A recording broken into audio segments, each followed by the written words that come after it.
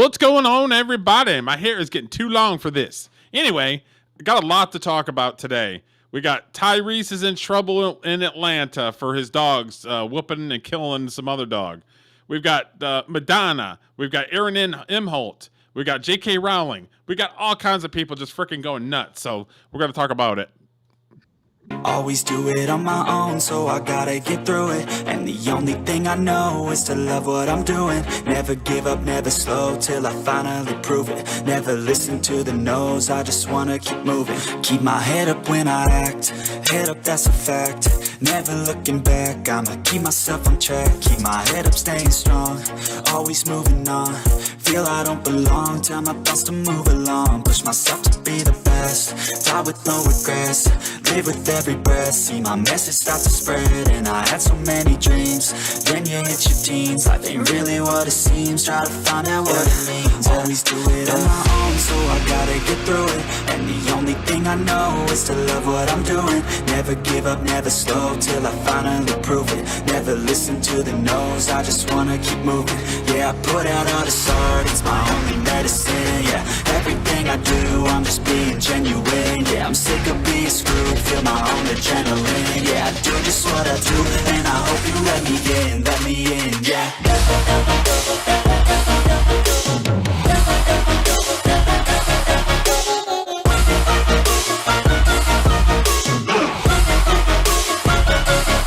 I'm grateful, oh yeah, able, oh yeah, I'm stable, oh yeah, no label, oh yeah, you know me, I have only a path, I'm lonely, but damn, I'm going to win. I want no fake love, I want the real stuff. Everybody listen up, cause I'll only say it once. I'm gonna show you all the path, if you want it bad. I'm gonna show you where it's at, yeah, how you can get it back. Yeah, cause I ain't never done, I'll be number one. Working hella hard until I get just what I want, yeah. Rises like the sun, yeah, fatal like a gun. Shooters gonna shoot and I'm gonna shoot until I fall, yeah. Always do it on my own, so I gotta get through it. And the only thing I know is to love what I'm doing. Never give up, never slow, till I finally prove it. Never listen to the no's, I just wanna keep moving. Yeah, I put out all this art, it's my only medicine. Yeah, everything I do, I'm just being genuine. Yeah, I'm sick of being screwed, feel my own adrenaline. Yeah, I do just what I do, and I hope you let me in, yeah.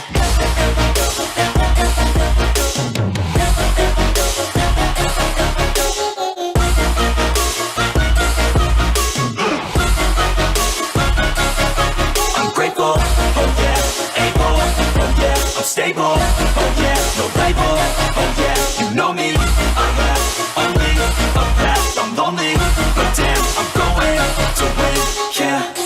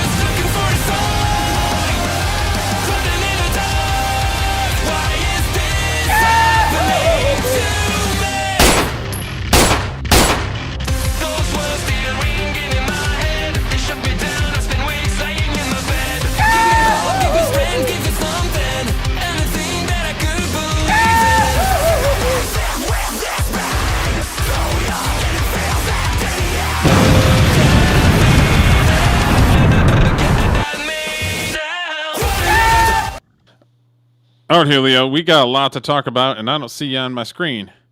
All right. Hold on.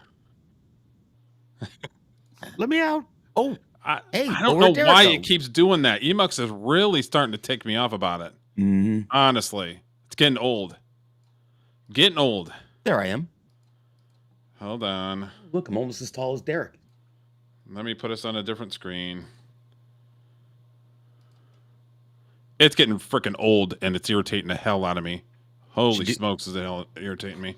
Do the StreamYard gimmick that I did. Sign up and cancel, and you get it for about the same price. So, all right. So, Yeah, that's irritating the shit on me, and I can't. I'm going to start screaming at it. I don't know. I don't understand why it just decides to just do what it wants to do. It should Makes do no sense. Evie Muck should be a Dum Dum of the Week. I'm going to put it Dum Dum of the Week. It's retarded. Like you're on every time. And why do I have to sit there and replace you? It's stupid. It's the stupidest shit. So, okay, that's my rant. Dum Dum freaking Evie Mucks. They're really starting to get on my nerves. So, anywho, now that I'm amped, I'm going to be amped for a couple things, but you know what we got to do our things to get ourselves in the proper mood. Yes. You know this, right? Right. You know we need to get into Musician of the Week. That's right. Get ourselves in the proper mood of laughter and it's going to be a good band with live music and a guitar player and a bass player and a real singer and everything, right? I can't wait. You know I got you. You know this. So Okay. all right, let's get into it.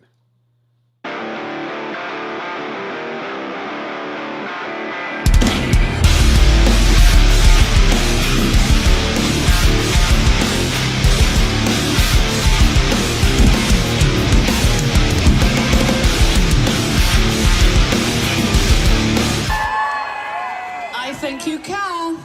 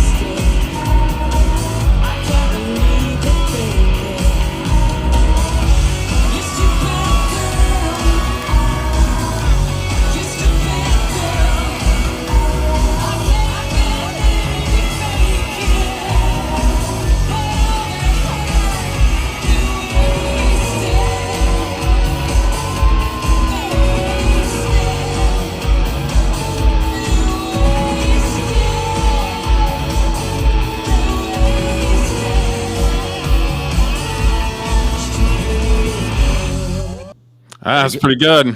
Very good. Very good. And a rare appearance of a female bass player. You Yeah. do not see many of them. No. Like unicorns. She's Even though, what was I going to say? And plus the singer, Shirley, she's 60. She looks awfully good for 60. Yeah. Yeah. And I was like back in the day when Garbage came out, it was like, okay. But I never thought they never blew my doors off like, oh my God, they're amazing. But that song's great. I love that song. Yeah, I'm the same way. I don't know much about them, but I know that song, and that's a good one. Yeah. It's awfully good. So, all right. right. Every time we watch these bands, even if the singer's bad or good, the drummer's always good. Yeah, they're always just like pounding, like going nuts.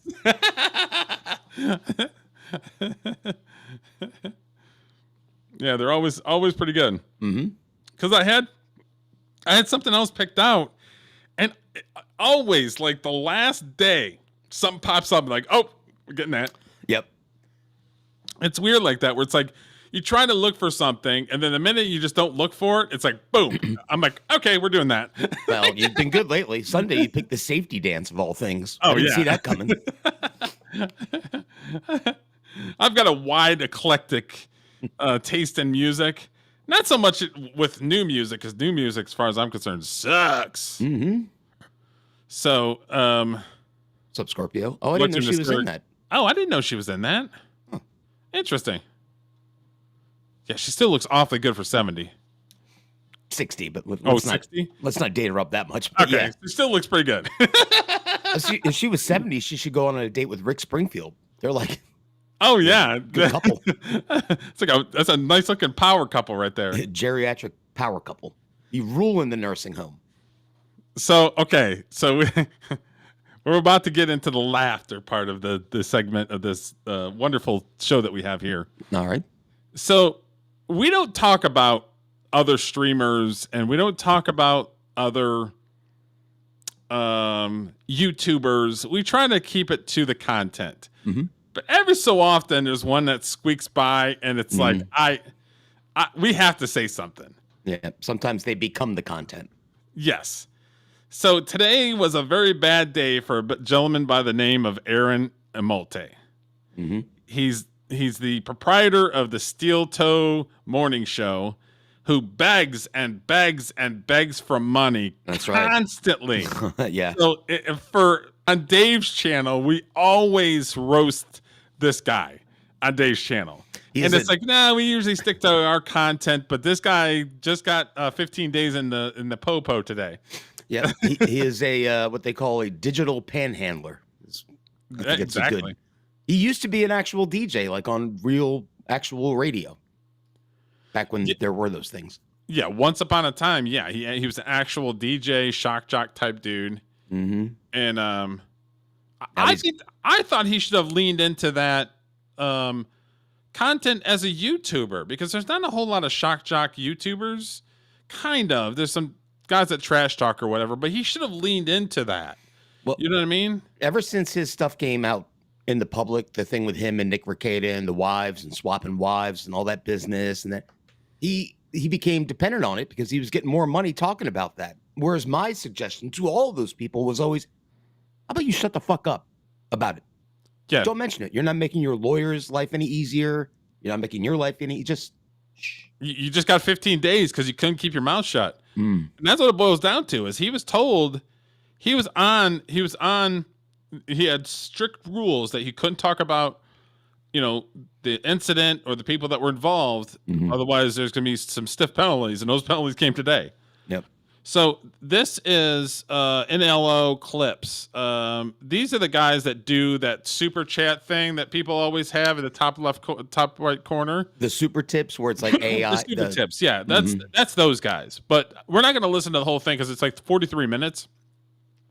But a guy that's there associated with them calls in because he was at the actual trial. Yep. So we're going to listen to probably about 10 minutes of it. Yeah. And then I have a nice video of what Aaron Imholt is going to look forward to. Oh no. So all right, so let me do this real quick, and I go like this and move it over here. They're going to love his twink ass in jail. Yeah, exactly. Play a clip. Ladies and gentlemen, I'm getting a call from Minnesota. Let's see what's going on. Hello. Oh, Oh, spy report. Spy report. oh boy, breaking have you news. gotten the have you gotten the info yet? No, let's go. The toe has to spend 15 days in jail. Oh no! I guess there's a year.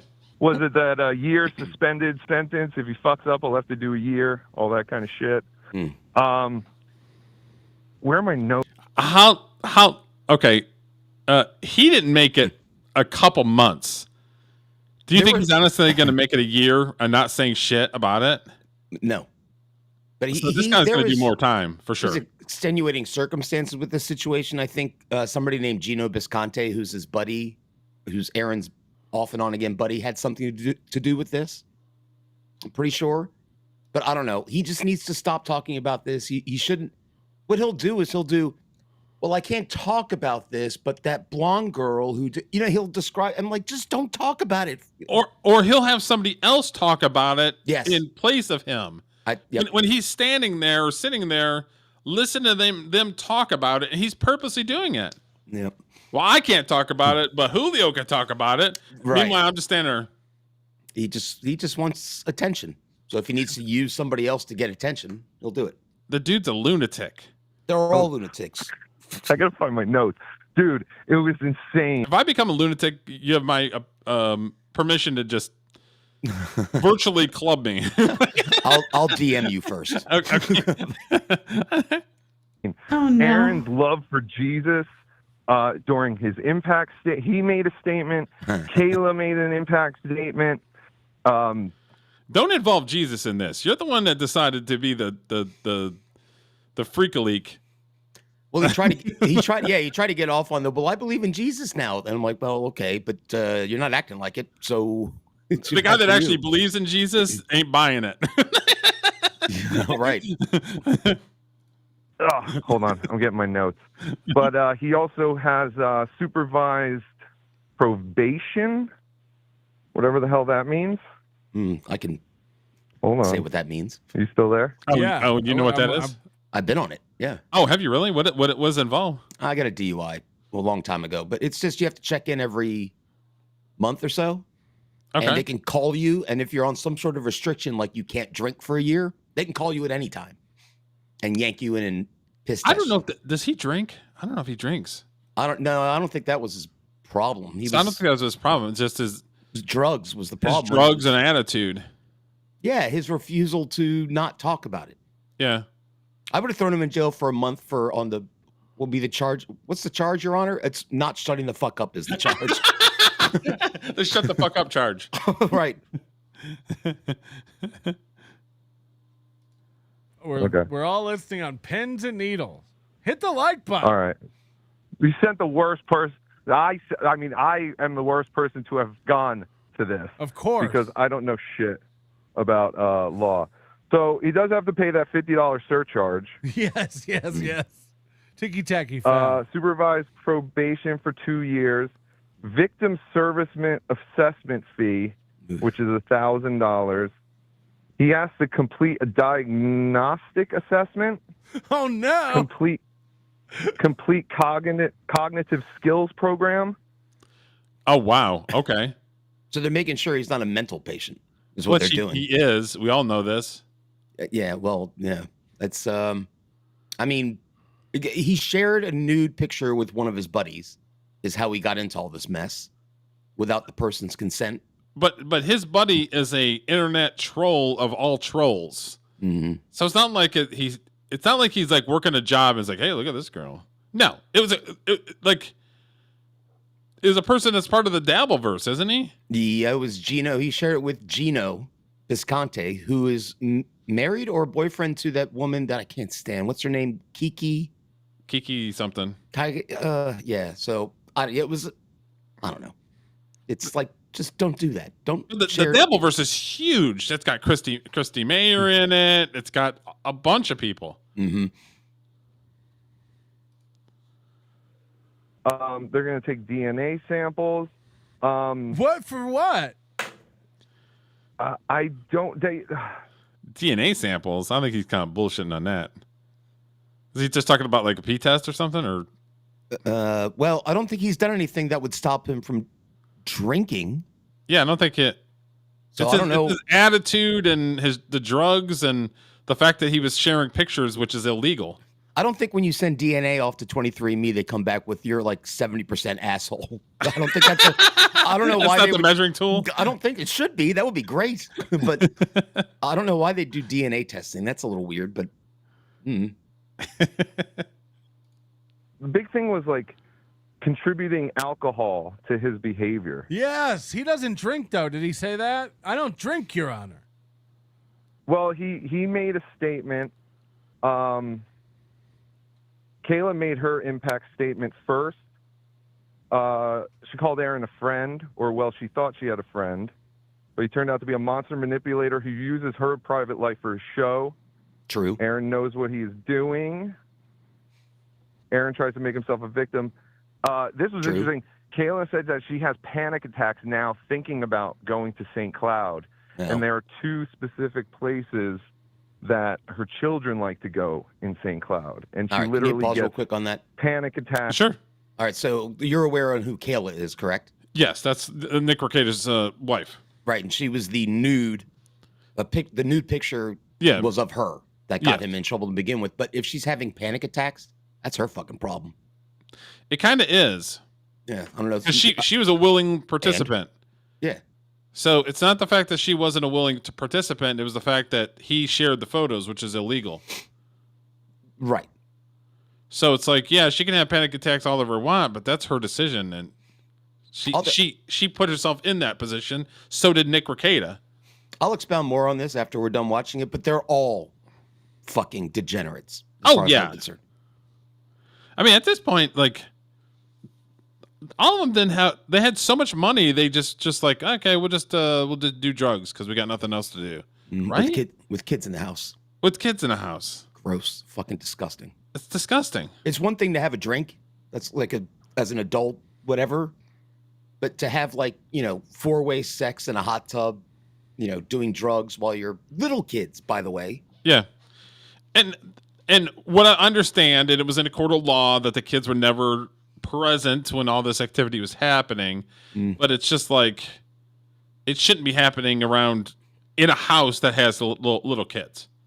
Yes, yes. So point. Like in a court of law, it wasn't illegal, but it's degeneracy with children in the house. If somebody when I had 4 kids with my wife back in the old days, well, I still have 4 kids, but when they were little, if one of my friends would have walked in with like, hey, let's drop some acid or coke, I'd say, get the fuck out of my house. What's in here? What's the matter with you? If he was not, well, it's degeneracy no matter what. I mean, I remember, stories that my dad told me that he'd go out with his buddies to like a hockey game or baseball game or something. Mm-hmm.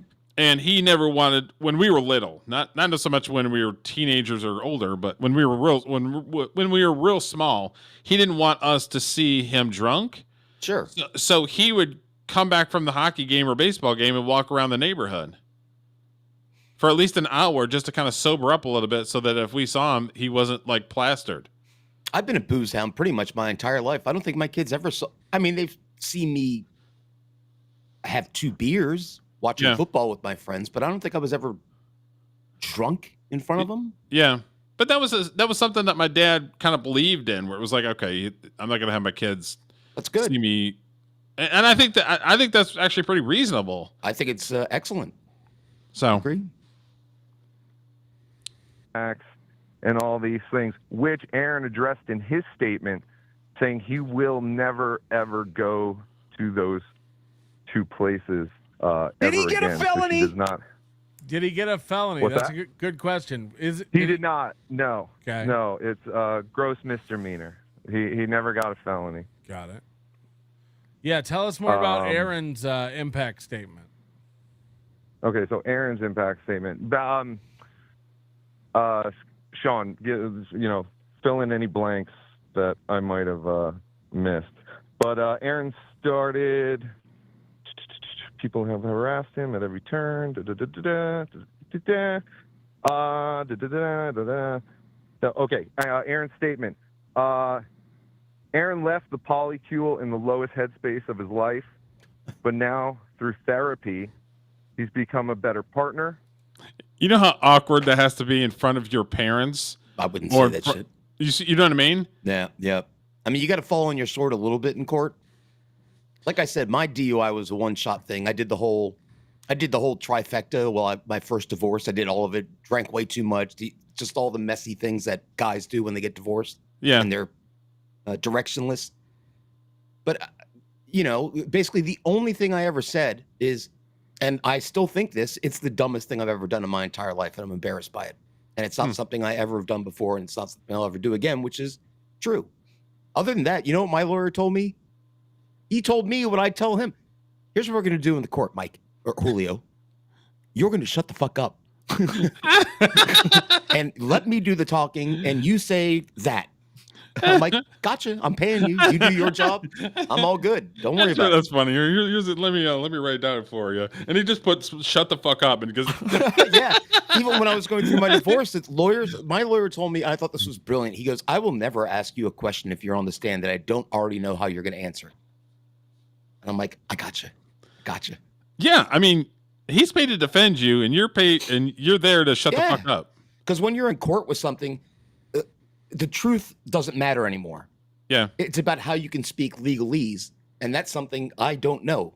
My lawyer's the one that knows that shit. He knows all the legal terms and all the how to talk to the judge and whatnot, so it's best to just be quiet.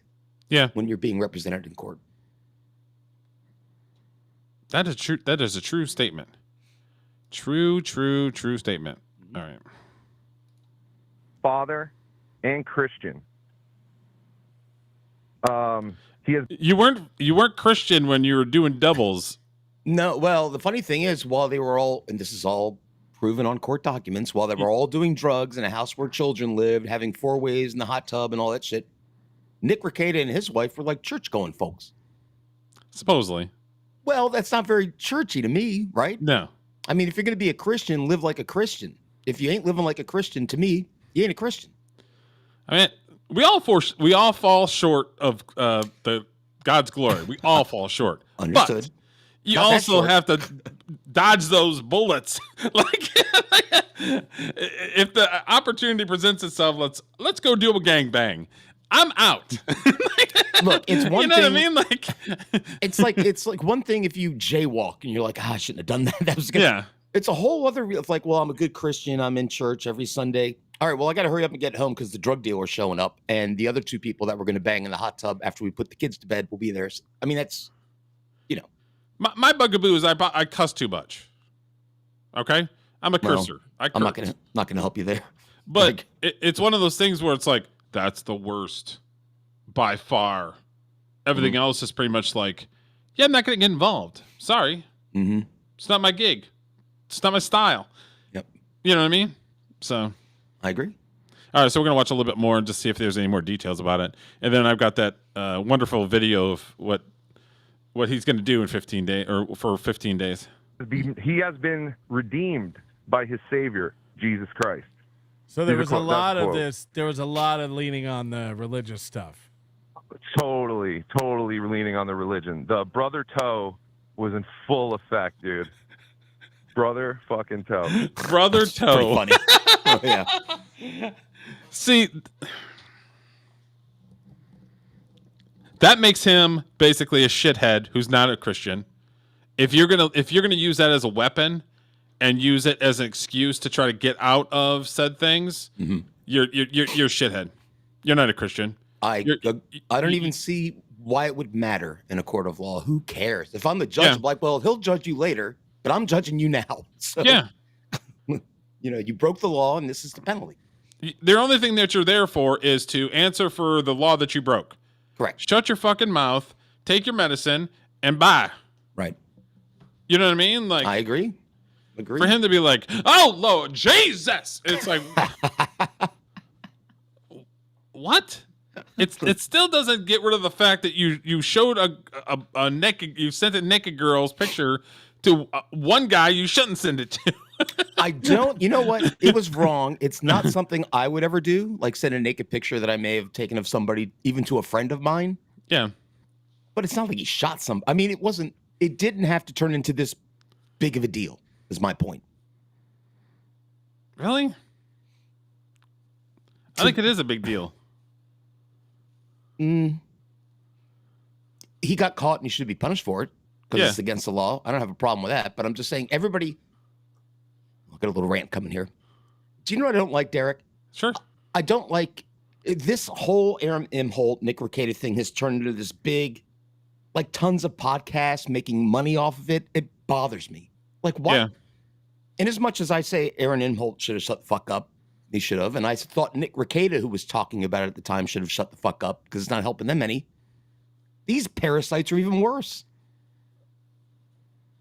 I mean, we're talking about it, so. We're talking about for 10 minutes. Yeah. On a show that we're covering things that are hot on the internet, right? I mean, yeah, we talk about month, like for a year and a half now. Oh yeah, 3 it's days gonna be a at least week? a year and a half to 2 years. Fucking begging for money. And the only reason we're talking about this is because this dude's in prison or jail right now for 15 days. Yeah, it's a big show. Well, you're right though. It's true. Maybe I'm bitching about the people that I'm bitching about, but yeah, I don't know. I don't know. All right, so you ready to see Aaron M. Holt and what lies in his future? Jesus, I'm gonna have nightmares.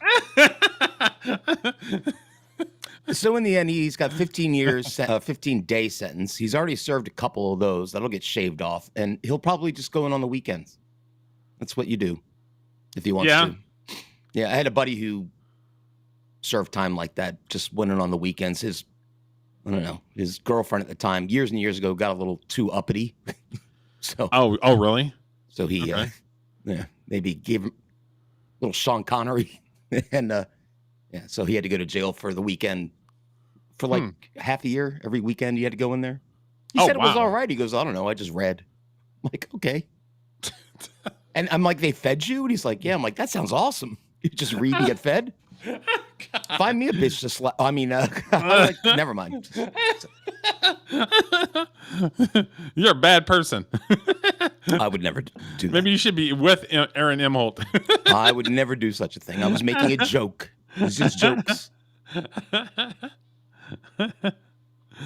Okay, so the other day they were starting to get some chatter about Tyrese Gibson, who was in the Fast and Furious franchises. He did all kinds of like girly pop songs 15, 20 years ago. He bought some dogs, and these dogs are large dogs. Yeah.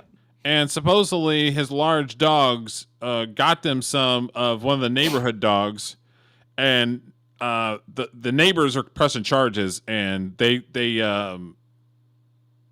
basically have a warrant out for Tyrese Gibson, and then it's probably because of his dogs. Oh yeah. And he's in LA. He left for LA like 2 weeks ago or a week and a half ago or something. So he made a statement saying that I'm not running from the law. We've been in LA for 2 weeks or a week and a half or whatever it was, and I'm talking to my lawyer. But it's just like, it's one of those things that just keeps compounding. Like every day there's something and something and something. Well, he's been in trouble before with the law, if I'm not mistaken. I can't recall for what, but I'm pretty sure. I mean, I could just take a guess. I looked at him. I'm like, he probably got in trouble before. And I also looked at him and figured they were pit bulls, and I was wrong. So this is news regarding it, and then I have actually a video of the dogs so that you guys can see what the dogs look like. But here's the news thing. Singer and Fast and Furious star Tyrese Gibson is now wanted by the Fulton County Police Department for animal cruelty after police say his 4 large dogs got loose in Buckhead and killed a neighbor's dog. According to police, they've asked Gibson to turn himself in and surrender his dogs, but so far he has not complied. Fox 5's Eric Mock joins us now live in studio. And Eric, you spoke with the owner of the dog that died. That's right, and he's devastated. He said his small. And this is about 2 hours from where I live. This is just kind of like It's a suburb of Atlanta, but it's like right next to downtown Atlanta. It's not like where a lot of like wealthy people live in Atlanta is in Buckhead. So see, I've spent enough time in Alabama to know that this is par for the course down there. People let their dogs run fucking wild. Yeah. Sad. Daniel didn't stand a chance against these 4 large cane corsos, all of which can weigh upwards of 200 pounds. And what makes this pain worse for this owner is this isn't the first time actor and singer Tyrese Gibson's dogs have gotten out.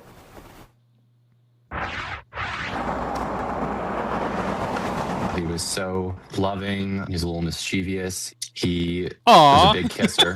Like I he mean, would not I stop love dogs, kissing me Derek. for like 20 minutes I love every dogs time I too. got home. And we were inseparable. Harrison Parker says his King Charles Cavalier Spaniel, Henry, was the best dog anyone could ask for. Parker says on September 18th, he let Henry outside in the front yard of their Buckhead home on Woodhaven Road like he had for years. He says Henry was well trained and never left the yard. But after he didn't come... Remember the old Looney Tunes cartoons where there was always like a pack of dogs and it was like a whirlwind of dogs? That's kind of the same shit. You know? All hopping up and So Henry's out in the front yard like looking around and it's like, rah, rah, rah. It's like a fucking tornado. Back for a few minutes, he went outside to check on him and found the little dog dead in the driveway. He rushed him to a pet hospital, but it was too late. Apparently he died very quickly from internal bleeding. He was crushed. I mean, the doctors were like shocked, like he had multiple ribs broken. I mean, it was horrible. Like, I really hope his suffering was quick. Police say Henry had been mauled by 4 large cane corsos. Those same 4 dogs were captured on a neighbor's security camera across the street. The neighbor called Fulton County Animal Control about an hour after Henry was killed because she didn't feel safe with them pawing at her front door. Fulton County Police say the dogs belong to Fast and Furious star Tyrese Gibson, who lives just around the corner on Tuxedo Court. There have been multiple calls of incidents of these dogs escaping over the past couple of months. Captain Nicole Dwyer with the Fulton County Police Department says records show Gibson's cane corsos got out at least 3. So if Gibson is in LA with his family, who's watching the fucking dogs? Obviously nobody. The dogs are watching the house. Maybe they're just, I don't know. They're leaving out the front door. They'll open up the fence and be like, hello. Checking the mail. You check the mail for them. Like, who's watching the freaking dogs? 3 times this month prior to the mauling. You're going to tell me that Tyrese Gibson doesn't have a fucking enough money to have somebody watch his dogs? It's not about money. It's about, what do they say? You can take the boy out of the ghetto, but you can't take the ghetto out of the boy. Yeah, because that's, I'm just saying. It's hard to deny that. Animal control officers tried to cite Gibson for the violations, but he wasn't home when they stopped by. Parker is furious that Gibson didn't do something then to keep his dogs on his property. He didn't care. I mean, what a jerk. He's just letting these dogs run around, whatever. Captain Dwyer says she called Gibson after Henry was killed and explained he needed to surrender the dogs, but he refused. So they got a search warrant for his home and an arrest warrant for Gibson for animal cruelty, which they executed on September 19th. He was not at the residence, and neither were the dogs. They had already been removed. So at this point, he is wanted for cruelty to animals, and we're asking him to turn himself in and turn the dogs over to animal control. Dwyer says they've given Gibson a week to do the right thing. We had spoke to his attorney that he was possibly going to turn himself in by last Friday, but that did not occur. And now we see on his Instagram as of Saturday that he's posting that he's going on a mental health journey and he'll be in Dubai until November. She's worried if they don't get the dogs soon, they'll get out again, kill another animal, or heaven forbid a child or someone just walking. Parker. It's not the best time for you to be on social media and be like, bye, bitches. I'm going to Dubai for 2 months. I'll tell you what. I had 2 German Shepherds when I lived in Pennsylvania. If they would have gotten out into one of my neighbors' yards and started acting wrong at one of their dogs, my dogs would have been done. Everybody had a shotgun on my street. So. Oh, yeah. Everybody's got something over on my street. This guy, you can throw money at these idiots and they still can't act right. Like, just put a fence. Yeah. You got enough money so your dogs don't go prowling around killing all these people's dogs. It's fucking... You can't have like a large pen for these dogs because they're large dogs. Put this in the "this is why we can't have nice things" column.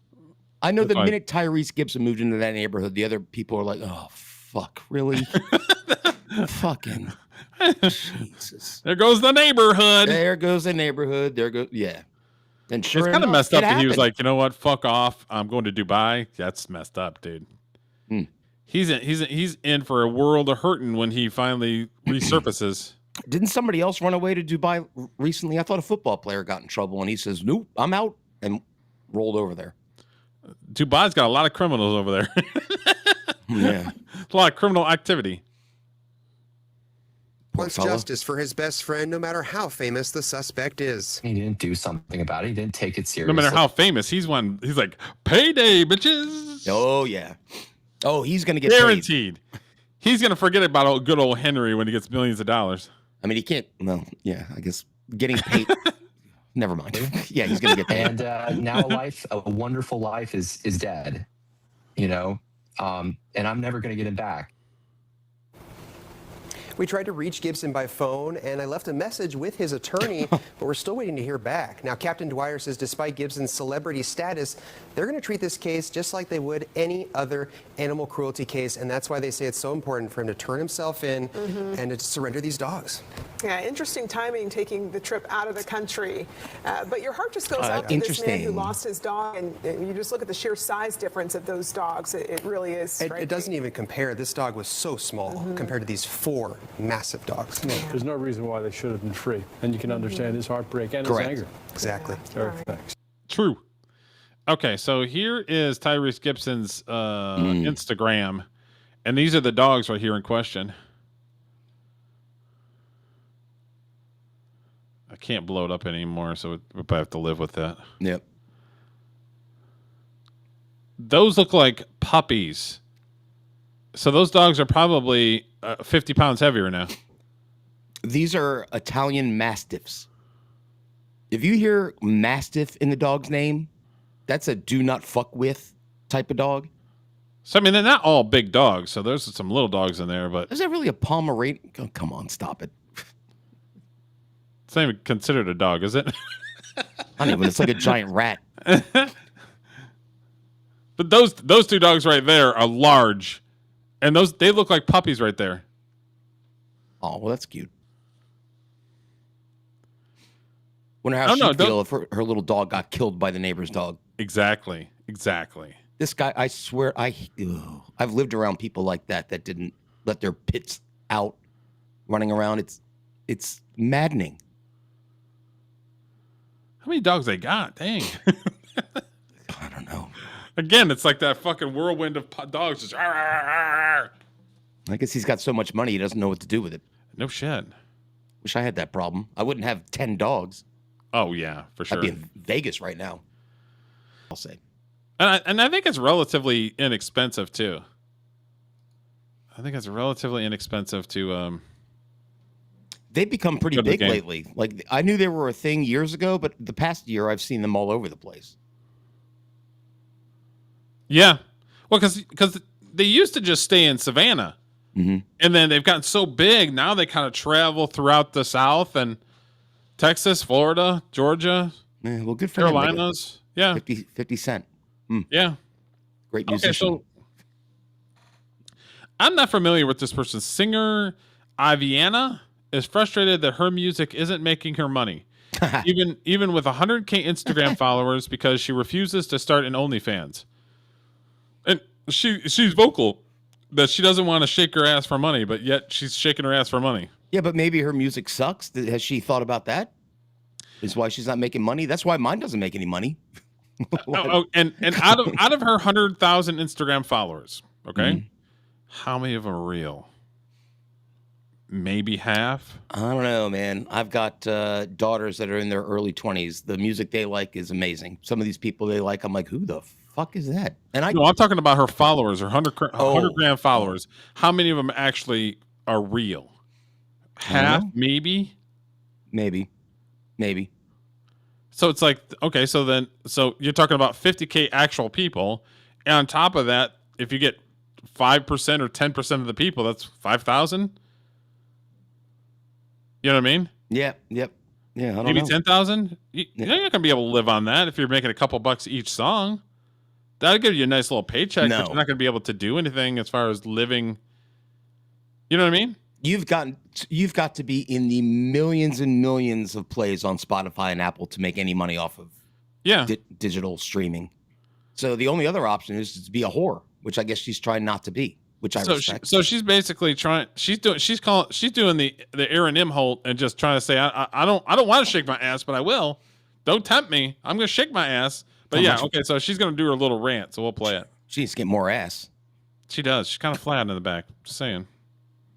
How fucking long do I have to keep doing this shit to make money off of this shit, bro? I got 100,000 fucking followers on Instagram. I have 50,000 followers on TikTok. Nobody want to give me money. I don't want to start an OnlyFans. My music career is fucking trash. I have 40 fucking monthly listeners. What the? How fucking long do I have to keep doing this shit to make money off of this shit, bro? That's a mental patient, correct? Yes. Yeah, maybe she should get a job. Well, that's crazy. Get a job. Maybe she needs to go into a fucking padded room. I don't know. You're not entitled to make money in the music industry, just God, these people are. It's. I mean, it's not even. I don't know what kind of. Well, I'm gonna guess what kind of music she makes, and I would guess if I listened to it, I would have zero respect for it. Probably lip syncing garbage. Probably. I'm wondering what her talent. Does she play an instrument? Does she write song? No, probably not. Probably not. She probably sings over some beats or something. Yeah, wear booty shorts and present like you're a fucking jungle animal. Stick your ass out like they do in fucking Africa in the jungles. The animals, not the people. Oh, the animals, not the people? Okay. No, not the people. Well, I don't know. I've been to Africa. It's just let me play it again. It's just weird. She's just like, I don't want to get naked. I will if I have to.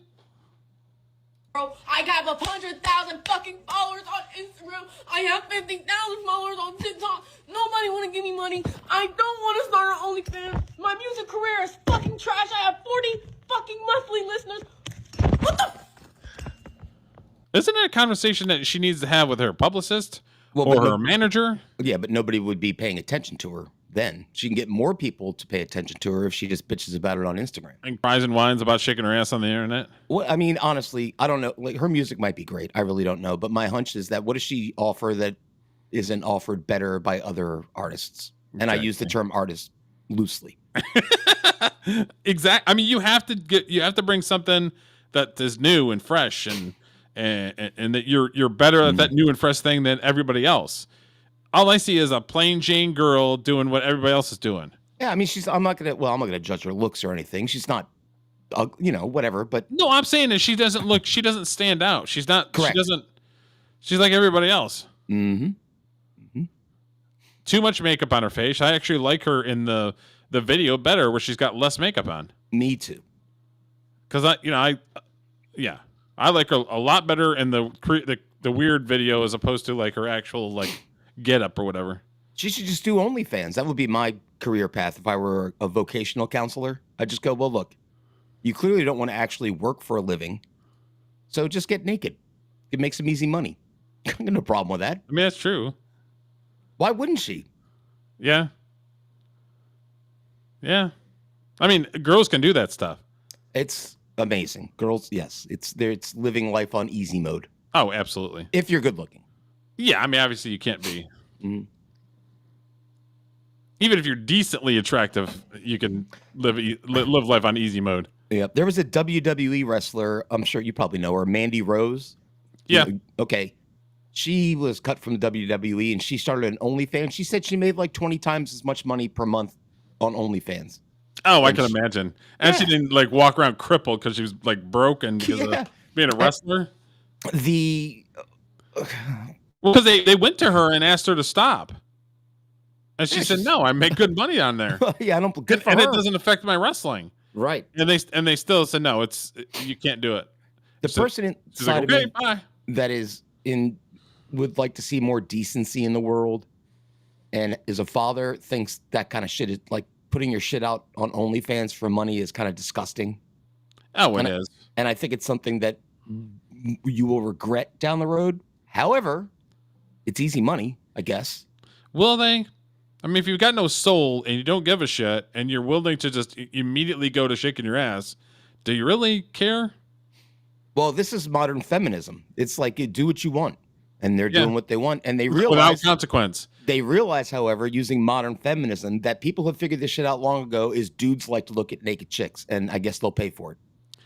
And okay, so if you were at a bar and you're having a nice time and you ran into this girl, not with all the whole get up, but the plain Jane girl, and you guys got along and you liked her, and then you found out that she did OnlyFans, is that a deal breaker? Yep. Yeah, it's a deal breaker for me too. Tattoos are also deal breaker. Yeah. Not that I'm, on the prowl, but one tattoo, I'm not going to make a big crap. A little tattoo or ankle or some little cute thing. I'm not going to make a big deal out of it, but any more than that, yeah, that's a deal breaker. Yep. Because women will say the quiet part outside, like out loud, is they'll just be like, "Well, I do all these things for the trauma of my relationship, so that's why they get tattoos." I think it's a lack of. This is old Julio talking, and I'm sure people, my kids' age disagree with me vehemently on this, but I think it shows a lack of long-term planning. And if I'm a 20-year-old guy or a 22-year-old guy looking out for a wife or somebody to have a family with, and I see a giant fucking tattoo on her neck, out. Yeah. Nope. But I'm being harsh. Nowadays, everybody has a tattoo, and I'm just yelling at the clouds. I admit that, but I'm allowed to. Yeah, because it's the in thing to do, but it still doesn't.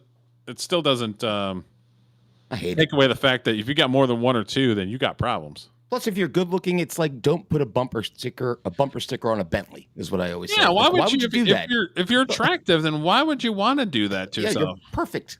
You're good. Yeah. I never understood that. Attention. Think so? I mean, they're hot, so they're going to get attention regardless. Well, no, that's a good point. You just burst my argument. Maybe it's just how the young people are now, I guess. That's retarded and nonsensical? I don't know. I don't think people view tattoos as a negative. Young folks don't anymore. I don't think. But yeah, I think it's almost like a trophy thing, right? I was hurt this many times, so I'm going to put 5 tattoos on my body every time I'm broken up with somebody. You know what I mean? Yeah, well, young people do run fashion, and it's fashionable, but you know who runs business? My people. Still. And if I see some woman come in with her face half tattooed, you know where her resume is going? I don't care how nice she is. Right in the trash. I appreciate that, Jason. What's up, Jason? Don't mind my ranting. I'm just, it's a show. And I know I'm old and out of touch, but I should be. I'm 57 years old. I'm supposed to be out of touch with the youth.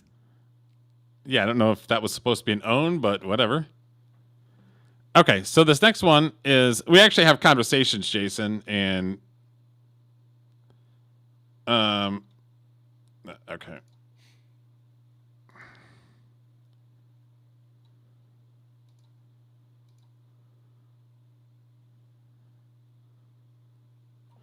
All right. What do we got coming up? Okay, so the next one is, so this is Drew Dempsey takes action. He is the manager and part owner of the Sunset Sound Studio in Hollywood. Legendary place. Let me pull up the receipts for how legendary this place is. Let me Okay, so I'm going to skip some of the stuff. Okay, so the philosophy has proven itself over the decades with artists such as the Beach Boys, The Doors, Janis Joplin, Led Zeppelin, the Rolling Stones, Van Halen, Prince. Also current and older artists, the Black Keys, Rage Against the Machine, Kings of Leon, Jason Mraz, Sheryl Crow, Beck, Daughtry, Paramore, M83, Rascal Flatts, the Dixie Chicks, Ryan Adams, Morrissey, Maroon 5, the Smashing Pumpkins. So this place is a poppin' place. That's a murderer's row, as they used to say of artists. That's big time. Yes. I mean, that's a place that you want to perform in because they make hit records. Yep. Okay, so then this right here is a couple news little news things talking about his business. Tonight at 11, a legendary Hollywood studio where some of the biggest names in music have recorded their hits is now surrounded by encampments, drug use, and theft. Will the homeless crisis drive an iconic recording studio out of business? That is what the folks at Sunset Sound are asking themselves. They say their high-profile clients just don't feel safe going there anymore. Tents surround Sunset Sound, the legendary Hollywood recording studio. Right out front, needles being laid just in plain sight, people using the bathroom anywhere they need to, destroying property. In the last year, the building has been lit on fire twice, with burn marks to prove it. Handicapped clients and folks who live in the area can't use the sidewalk. Jesus, look at that. News tonight, Hollywood's famous Sunset Sound studio says that the city's worsening homeless crisis is impacting its business. It's an iconic music studio that's produced some of history's most famous songs. Over the last 65 years, Janis Joplin, Prince, Elton John, the Beatles, and Miley Cyrus are just a few of the artists to grace the recording studios at Sunset Sound Recorders in Hollywood. This is a place of creativity and art. You know, artists come here to be inspired, feel safe. Drew Dempsey, the marketing director, says conditions have worsened in recent weeks. The one gentleman here has a neon light inside of his tent that says open, and he's stealing our power and our water and deals drugs out of there every day. And studio execs shared another anecdote from a pre-pandemic run-in. Taylor Swift was working with a fellow musician at the studio, walked across the street to the 7-Eleven, and was accosted by a homeless person, prompting the pop star to say she's never coming back here again.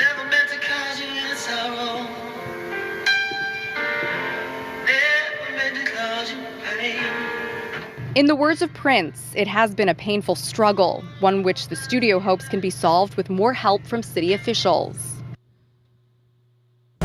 You can barely navigate the sidewalk outside the iconic Sunset Sound studios. We are completely barricaded by tents around here. But in recent days, the area right by their entrance is mostly clear of the homeless encampment. We're not trying to displace anybody. It's more that we need to be able to get in our facility. This is a private studio right here, and you cannot even walk in because there's tents all through here. So when Miley Cyrus or Taylor Swift or those artists come in, or Elton John, it's like that means the world to us. And they want to come here, but to be attacked or see nudity or crime, like that's not conducive to being creative or feeling safe. Drew Dempsey says one young woman who said it was her dream job to work at Sunset Sound recently quit because she didn't feel safe on these streets after dark. Businesses frustrated the city isn't doing more, and they're taking matters into their own hands. So, yeah. I have a suggestion for a solution to this. He should collab with Tyrese Gibson and get some of them Italian Mastiffs in front of the door. Clear out the sidewalk. Okay, so I'm going to rant a little bit. I don't know what you have to say about it, if you want to go ahead first. No, please. I'm enraged by the situation. I feel terrible for the guy. And what makes it worse is I feel bad that there's nothing he can do. On the ownership side of things and for the artist side of things, you're the one that voted for it. Plain and simple. You're the asshole that voted for it, and this guy is working in a legendary and owns and operates a legendary fucking place and can't be professional because you have people wiping their ass outside his front door. I mean, it's disgusting. He might have voted for it. So it's kind of like the smallest little violin in the background is fucking going. Where it's like you're disrespecting a fucking legendary place that had a lot of really cool projects and music and stuff that was written. All for what? Because you want to cater to some asshole that's taking a shit on the sidewalk? Ugh. I mean, come on. Yeah. I've lived in LA. I've walked down fucking Hollywood Boulevard and some chick pop a squat right in front of me and take a douche right in the fucking ground. Like, it's disgusting behavior. And they're voting for it. So it's like, sorry, bro, you get what you fucking pay for. Sorry. That's a good point. I agree. You're right. I mean, no respect for the fucking the people that built that fucking place. No respect for the actually making good policy or getting people fucking help that they need. And then you voted for it on top of that. I mean, it's fucking retarded. Absolutely the worst. Okay. So, David Cross. Okay. Yeah. Okay, so there is a big, huge comedy fest that's happening in is it Dubai or is it Riyadh. Riyadh, Saudi Arabia. Saudi Arabia. Mm-hmm. So they have the who's who of people: Bill Burr, Dave Chappelle, Louis C.K., Jimmy Carr, Kevin Hart, Pete Davidson. A lot of these people are getting money dangled in front of them, and they go running to fucking Saudi Arabia. Mm-hmm. And some of these people have connections to what happened to our country by some of the people that were in Saudi Arabia for 9/11. But yeah, it's okay to take their money, though. I mean, people have no fucking character at all. It's all about the money and fuck it. What do you think?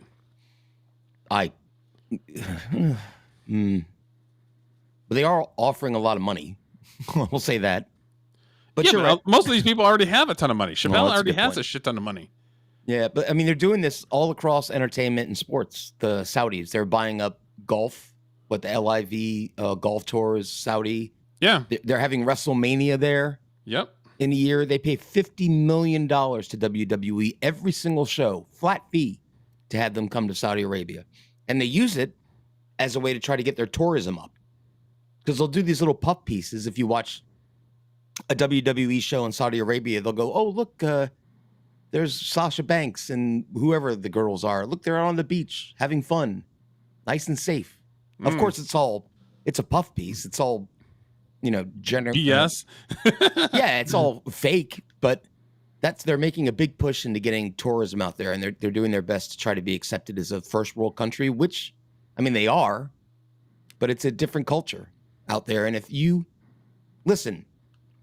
ever said anything about gay rights in the past, then you have the gall to fucking go out there and do a comedy set in Riyadh. Now, if you said I hate gays and I fucking hate them your whole life, and then you go out there, fine, it's your people. But it's half the people go. Bill Burr, has the pride flag flying around. He's one of them. Like he'll say, "Well, I'm not a Republican or Democrat," but his views are always to the left. Always. I can say I'm trying to put myself in their situation. Let's say if the prince of whatever the fuck he is, Arabia, whatever it's called, says, "Hey Julio, come out and play some music at this bar near the beach for a week, and we'll pay you $1 million." I wouldn't do it, and I can use the money, but I would not do it. But some of these guys don't. Like I said, they don't need the money. Kevin Hart's worth like $250 million. Something like that, because he never turns anything down. Like, he's always in everything. But that's the only reason they're doing it, though. For more money? Well, why else would they do it? You need more than $250 million? Well, but give me another reason why they're doing it. Oh, yeah, I mean, yes. But I'm just, yeah. They're doing it strictly for the money, but they've got they want to sit there and preach to people, but then they got to turn around and fucking take that money, baby. Yep. Well, they're a bunch of fucking hypocrites. Yeah. So there was one person that was invited to go to this. And he kind of said some couple of things they didn't like, couple tree things that they didn't like. And they told him basically to go fuck himself. And that is Tim Dillon. Okay. He was wanting to take that money. And he basically said, well, no, I don't like the slavery that they do in their country. And I guess it got back to Saudi Arabia, and they both basically said, sorry, we're going to take our money back. You can go fuck yourself. Whoops. So this is kind of his response for that. Ladies and gentlemen, welcome to the Tim Dillon Show. Let's address it out of the gate. Let's talk about the biggest free speech issue right now in the world. Let's tackle it head on. Everyone is talking about it. Everyone wants to know what it means. I was fired from the Riyadh Comedy Festival. It is the most important free speech news. Everybody has a take. Everyone has an opinion. It's inescapable. Go to a lunch, it comes up. You're at a christening. You think you're safe. You're not. Did you hear comedian, podcaster, Tim Dillon fired from Saudi Arabia's first comedy festival? Shocking developments. What does it mean? What does it mean? I'll tell you how it went down, and then we'll address that thing at ABC with Kimmel. I also heard there's an issue there. But my agent called me and told me, first of all, I'll lay out the whole thing. All right. I was supposed to perform in Dubai. I mixed up Dubai and I said Abu Dhabi. Apparently, this is a big deal over there. It is? This is like a real problem. My agent called me and he goes, you said on Joe Rogan that you were performing in Abu Dhabi and you're actually performing in Dubai. They're cities and they have a rivalry. And I go, dude, who gives a fuck? What do I stop? I made a mistake. This is not a malicious slander. It's a mistake. He goes, well, they're very angry and they sent an email that you need to be controlled. I said, well, good luck. Whatever. I don't have to do it. I don't care. And then he called me a few days later and I thought he was going to talk about the Kimmel thing.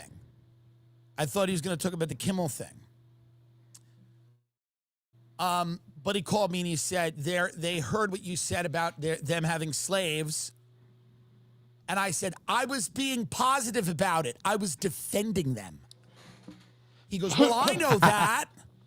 I know you were defending them. I said, I was defending them for having slaves. I literally said, slaves are probably hard workers and, for the most part, agreeable. But they didn't. He was trying to help him out. And all of a sudden, all hell broke loose. I don't know. He's like what I say. Hard workers and agreeable. Probably. Like that. You can literally support somebody too much. I've learned this. You can actually, by the way, in life, this happens. Too many compliments, too much support, and then they turn on you. I was saying that slaves were proud of some of the buildings they built. That's what I was saying. I was saying that if I was a slave, not that I want to be, if I was a slave, and I built a really nice thing, I might say to my slave children, Daddy built that. That's what I was saying, that I would have said, hey, Daddy built that. When my slave children said, ooh, look at that, I'd say, you know, Daddy built that. I was going that angle. Apparently, this got to the people in Saudi Arabia, and they were unhappy about it. They're huge fans of comedy over there. Sure. Now, I am very clear about the comedy that basically, okay, so you're going to tell me that there's not a laundry list of shit that they don't want you to talk about. I'm sure. When I think of Islam, the first thing I think of is, boy, funny. Hilarious bunch. Exactly. You know damn well it's going to be the cleanest PC crap. Chappelle is not going to be able to do anything. No. But Chappelle doesn't give a fuck, so he might do full Chappelle. I'm a little disappointed in him. Not that he would give a shit, but I'm a big Chappelle fan. Oh yeah, I like Chappelle a lot. But yeah, there's going to be a laundry list of shit that's, you can't talk about this, you can't talk about this, you can't talk about this. How is that comedy? Can you imagine this guy's agent, Tim Dillon, calling him? And Tim Dillon's like, well, I just won't do it. His agent was probably apoplectic. Like, what? Do you know how much money you're going to make off this? Because I thought he said it was like 400,000 or something, right? Right. Agent probably gets 10% of that. That's 40 Probably. grand. Yeah. Yeah, I'd be pissed too if I was the agent. I wonder if his agent's still his agent. Yeah, right. It's true. I might drop him. I don't know. It'd be hard. Yeah. Taking food off my table. Where I will do a gig. If I accept a gig, I am not going to break the rules of the gig. Meaning, Amish people call me. They go, Tim, we're going to pay you a lot of money. We want you to perform in the Amish, Pennsylvania Dutch country.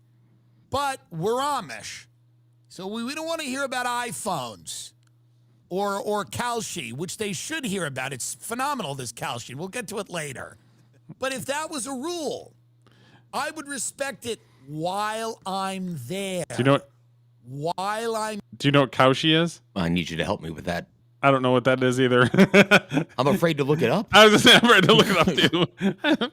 In Pennsylvania, Dutch country, eating shoe fly pie, respecting their culture. You have a culture. You've got Sharia law. Would I like Sharia law? No, I don't want it. Actually, I don't want it. I'm good. But you have it. So it's not like I have bits in my act about the prophet anyway. So I certainly wasn't going to show up in your country and insult the people that are paying me the money. One, it's illegal. Yeah. So I wasn't really planning to go to a Saudi jail. But on my own show, in my own country, where I have the freedom to speak and say the things I want, I'm going to be funny and I'm going to be who I am. And if you're not buying that, you don't have the right to tell me on my own show. People were coming up to me saying, why would you go to that country? They have slaves. In Tribeca, they're assaulting me, these people. I'm just leaving a lunch and they're coming out. They have slaves, they say. And of course... He reminds me of like a young Artie Lang. Oh, yeah, a little bit. Yep. And I agree with what he's saying. Like, he's like, well, who are you to tell me what to say in my country? The fuck are you?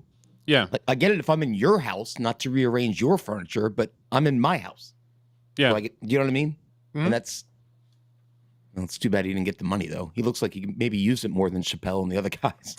Maybe. To be honest. What's with the glasses, by the way? I don't know what's going on. That's a pet peeve of mine.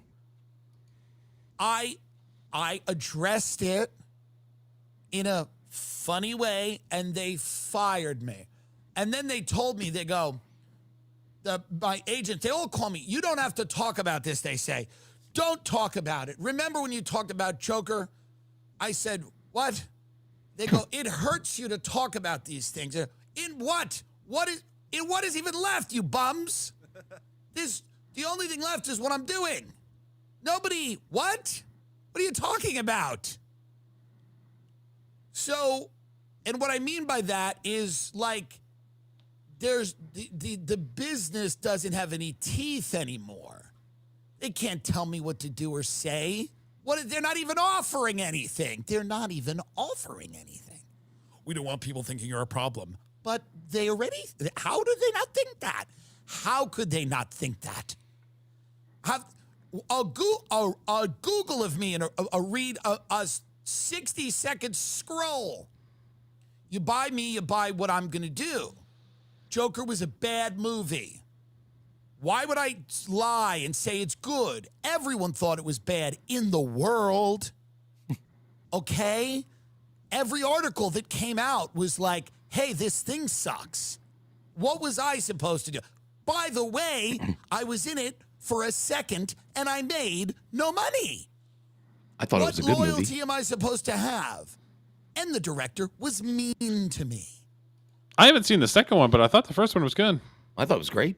Yeah. I won't watch the second one. It looked dumb. Yeah, the other one, yeah. The second one's kind of like a symphony.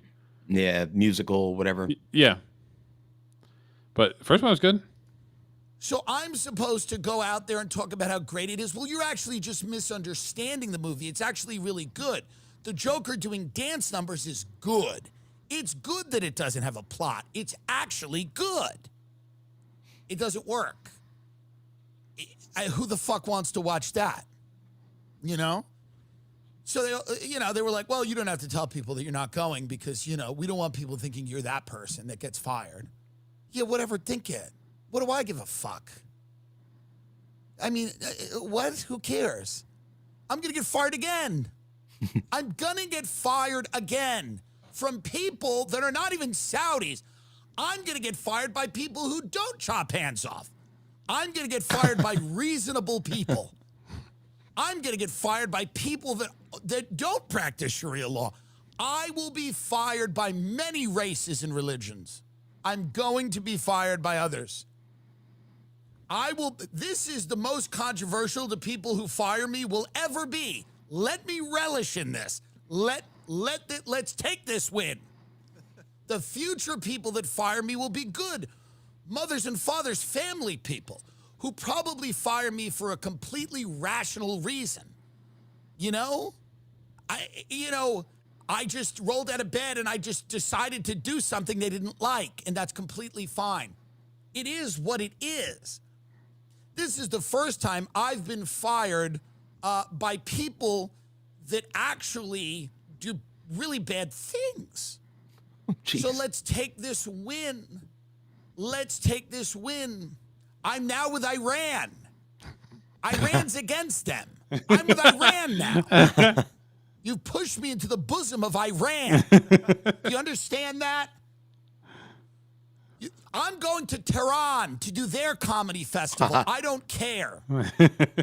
I'm being pushed into the arms of Iran. Those types of Muslims. What are those ones called? Shia. I'm Shia now. I was going to be Sunni. I think Saudi is Sunni and Iran is Shia. Right? Yes? Maybe? I'm Shia now. Shiite? Right? Shia. That's what I am now because you've done this to me. You fired me and created a Shia problem. I'm a Shiite problem now, biatch. I don't know if the Shiites would say that. Probably not. Who cares? By the way, I get to keep, my agent knows this. He knows often if you represent me, you're going to get calls that people are unhappy.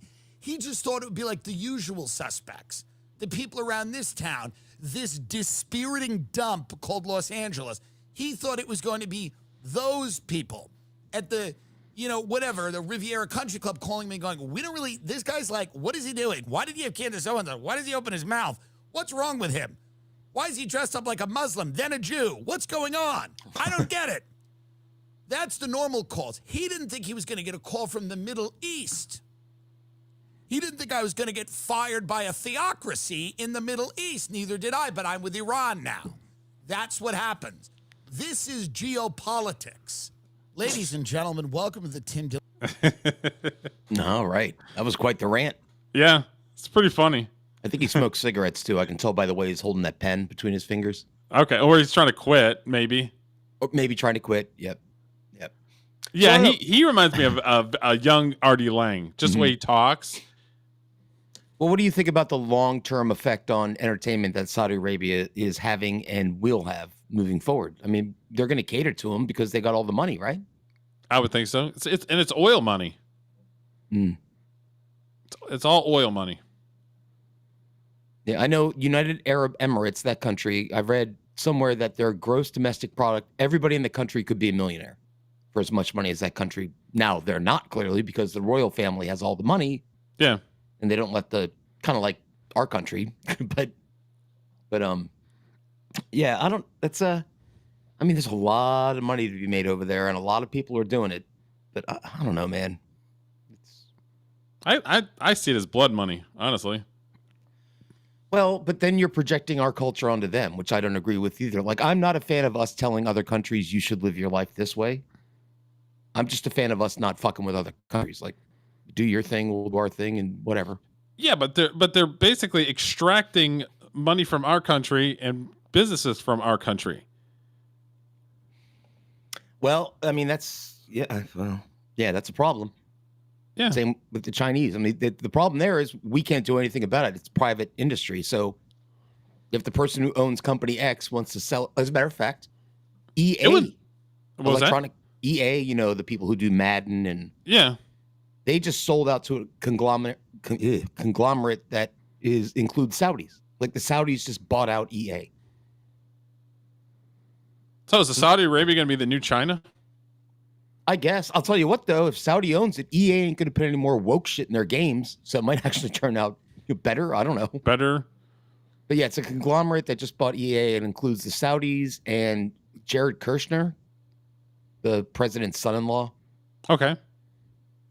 I don't know. But I get, and as a public company, I can understand because you can't tell the shareholders, well, yeah, we got offered $2 billion, but we turned it down. That doesn't work. But I don't agree with Saudi Arabia basically saying, we want some American comedians to come over here, but yet 90% of your set is cut. For them to expect that is bullshit. Well, then, yeah, don't take their money. That would be the only way to go. Like, didn't Trump just put a tariff on foreign films? No, he put a 100% tariff on anything that is made outside of the U.S., meaning that they're a production company that is in the U.S., but they're filming somewhere else. They're getting a 100% tariff. How do you feel about that as a movie guy? I actually like it. So we're going to force these companies to deal with the unions here in America rather than letting America first, baby. Even if the unions gouge the movie makers? Like, I'm sure they're making it overseas because it's cheaper, because they don't have to deal with all the commies and the unions. Well, the unions, the everything, the equipment, all of it's cheaper.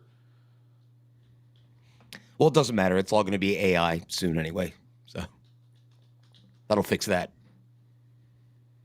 I guess. I don't want to be fixed. I want good art. No, I know. We want the same thing, but it's not going to happen. You have to kind of accept. Well, you don't have to accept it, but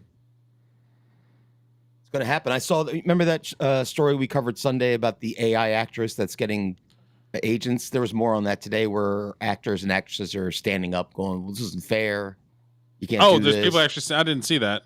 There's people saying something. Oh, well, it's the actors union. Of course they are. They're bitching about it, and I'm like,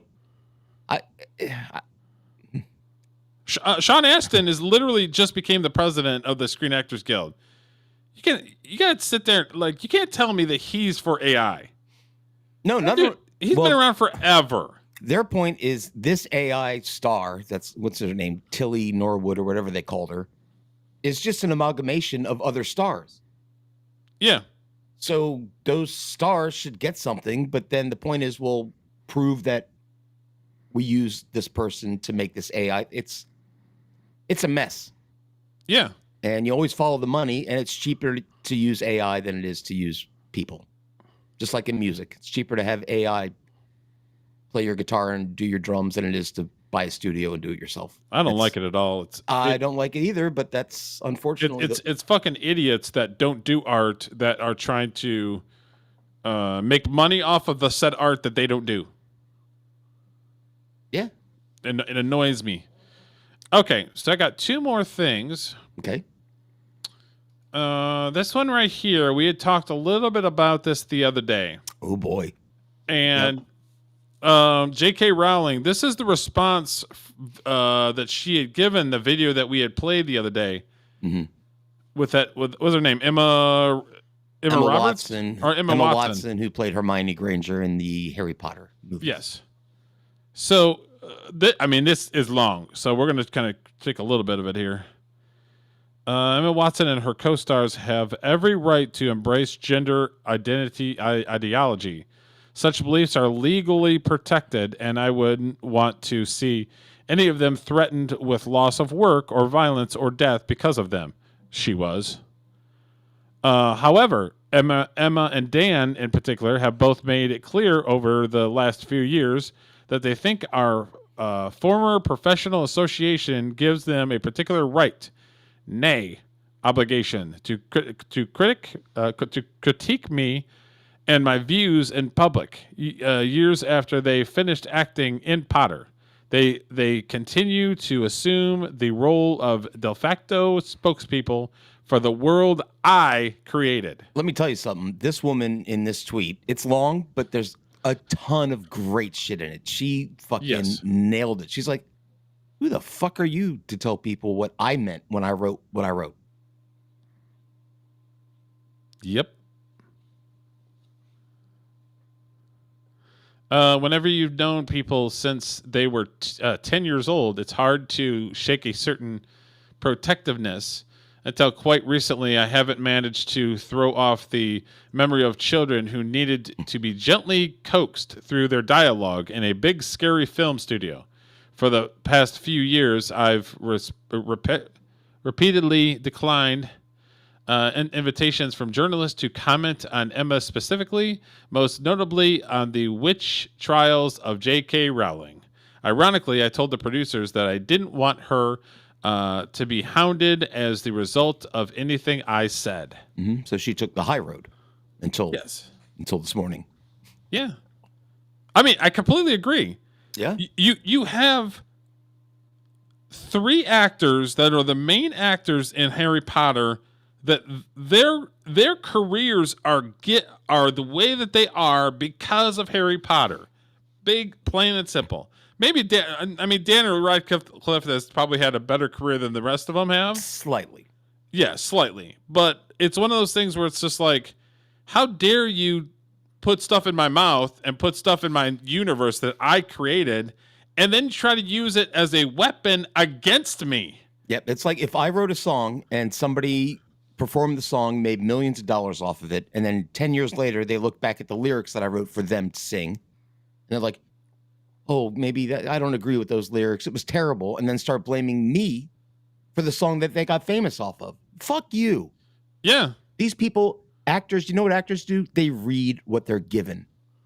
They're pretenders. Yeah, they're professional. Yeah. Professional pretenders. Yeah, so the paragraph that starts like other people is a really good one.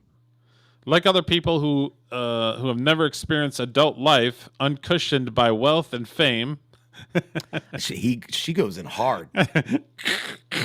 Yeah. She'll never. Emma has so little experience in real life. She's ignorant on how ignorant she is. Woo. She'll never need a homeless shelter. She'll never going into places on a mixed sex public hospital ward. I'd be astonished if she'd been to a high street changing room since childhood. Her public bathroom is single occupancy and come with a security man standing outside of the door. Has she had a strip off in a nearly mixed sex changing room at a council-run swimming pool? Is she ever likely to need a state-run rape crisis center that refuses to guarantee that all females are serviced? To find herself sharing a prison cell with a male rapist who's identified into the woman's prison. I mean, I will say with J.K. Rowling, good writer. She's just eviscerating this girl. She's just like... Yep. And it's good that the general discourse of the world, and especially the Western world, is moving in that direction. We don't have to put up with these moronic ideas anymore. They're ridiculous. A dude with a beard should go into the bathroom with my daughter? Fuck you. That's insane. And like I said, I all of this is just for virtual money, basically. Like, oh, I had your back on that one. How about a roll? Or I took the position on that one. How about a roll? But like, that's all it is. It's trying to position yourself into looking like you're part of the team. Always. And that's what I said on Sunday is what Emma Watson is doing now, that the pendulum is swinging back the other way. She's trying to stay with it. Yeah. Like, oh, I didn't really mean it. I'm like, okay. I didn't mean it last year until this year I woke up and I'm a different person. Like Aaron Imholt in the court. I love Jesus now. I love Jesus now. Like everything gets washed away. That's what I read. Mm-hmm. She says, I wasn't a multimillionaire at 14. I lived in poverty while writing the book that made Emma famous. Man, she's killing it. I therefore understood from my own life experience with what the trashing of women's rights in which Emma has so enthusiastically participated means to women and girls without her privileges. Man, the greatest irony here is that I had Emma not decided in her most recent interview to declare that she loves and treasures me. I change of tack. Suspect she's adopted because she's noticed full-throated condemnation of me and no longer quite as fashionable as it was. I might never have been this honest. Which is exactly what I was saying. A change in tack, I suspect she's adopted because she's noticed full-throated condemnation of me is no longer quite as fashionable. Yep. So I wouldn't be surprised if fucking that Emma girl's like, oh, free Palestine. What others on the list? She can't recover from this. J.K. Rowling just woke up and said, I'm going to fuck this bitch up. I mean, because what has she done outside of Harry Potter? Nothing. And quite frankly, if I made millions and millions and millions of dollars and enough to live off of for the rest of my life, I might sit around and do nothing too. I mean, yeah, would be I nice. sit around and do nothing now. I don't have any money. I would be I'd be traveling my ass off like everywhere. Yep. Like, where's Derek? I don't know. He's in fucking Abu Dhabi. I don't know. He's in Dubai in a comedy show in Riyadh. He's hanging out with Tyrese Gibson and his dogs. He's at a garbage concert. He's all over the place. Can't keep track of him. He's like a wild man. Yep. Okay, so the last paragraph is adults can't expect to copy up an activist movement that regularly calls for a friend's assassination, then asserts their right to be the former friend's love, as though the friend was a fact their mother. Emma is rightly free to disagree with me, and indeed to discuss her feelings about me in public. But I have the same right, and I finally decided to exercise it. Yep. If J.K. Rowling had a mic, she just dropped it. Oh, yeah. It's a fucking mic drop. Like, boom, bitch. The fuck out of here. It's literally, keep my name out of your mouth, the tweet. Good for her. Yeah. Yeah, good for her. Well written, well thought out. And she's like, hey, you can think of what you want. I don't have a problem with that. But don't project what you think into my brain. I'm going to put bravo. You entitled C word.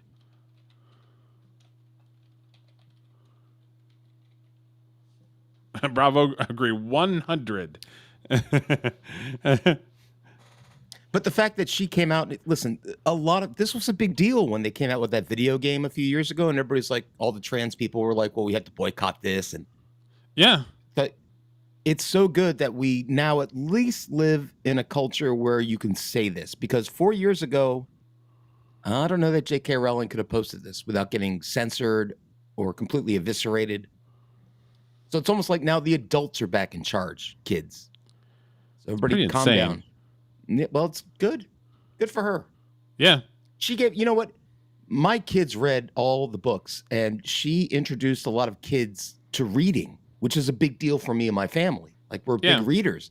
And it wasn't bad stuff. There's some witchcraft and stuff like that, but it's pretty wholesome. There was no, sex scenes and stuff like that. It was a good book for young kids, ages 12 to 18 or whatever, to read. Yeah. So I'm thankful that she wrote those books, to be honest with you, because it was a good thing overall. Did you read them with your kids? I didn't read them. Well, I read them alongside my kids because I was, I was a dad and I wanted to see what my kids were reading to make sure there wasn't, you know what I mean? There wasn't some bottom drops and all kinds of shit in there. But no. But I read the first two books and they were, I don't know, they were fine. They were fun. Okay. Yeah, it got popular when I was like in my 20s. Like, it's like, I don't really care. Yeah. And the movies are, I don't know, it's good. It's like, I wish they made movies like that again. It's just good, wholesome fun to me, the movies were.